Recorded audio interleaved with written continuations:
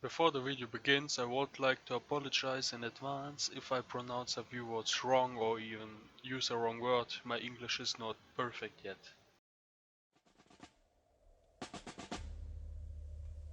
Where eagles there?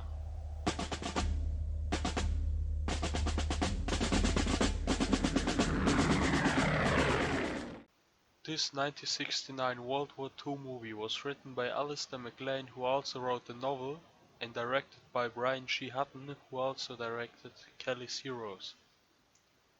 It's about Major John Smith, played by Richard Burton, who is sent on a risky mission with a special command of the British Secret Service, the American Lieutenant Maurice Schaefer, played by Clint Eastwood, and Agent Mary Allison, played by Mary Ewer, with whom Major Smith meets secretly, and whose presence is known only to him.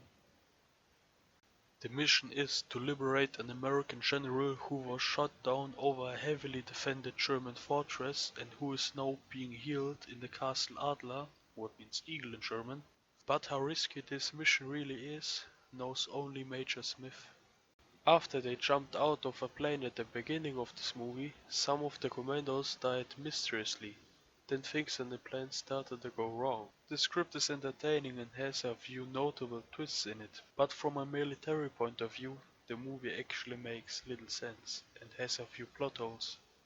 The movie draws its tensions mainly from the question who stands on which side and who is a traitor or a double agent. The movie has a lot of action. I mean, it's a Clint Eastwood movie.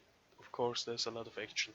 The movie consists of about 70% of very elaborated action sequences. For example, the escape scene at the end went about 40 minutes and was consistent of shootouts, fights, chases, explosions, and is probably one of the best action sequences I ever seen in a movie. The special effects aged very well and some of them can still hold up today. The castle and actually the whole set decoration looks very good. Oh, and the reason why this movie looks blue is that they filmed the exterior shots with a day for night filter, what looks pretty cool and gives the movie a certain flair. One of the main reasons why this movie is so good is the duo Clint Eastwood and Richard Burton. They give both fantastic performances, in particular Richard Burton, who was mainly responsible for the progress of the story. Clint Eastwood has mainly only pressed the trigger, but do not get me wrong, he did his job very well and it's spectacular to see him holding up two machine guns and shoot down hordes of Nazis, what looks really epic and funny at the same time.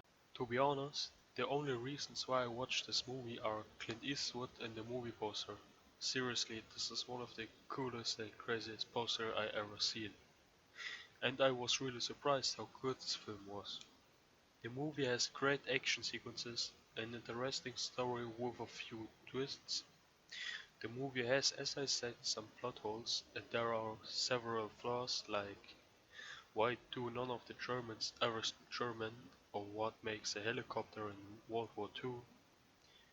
But the great cinematography, the amazing set design, the music, who was composed by Ron Goldwyn, and the great performances of the actors makes up for it.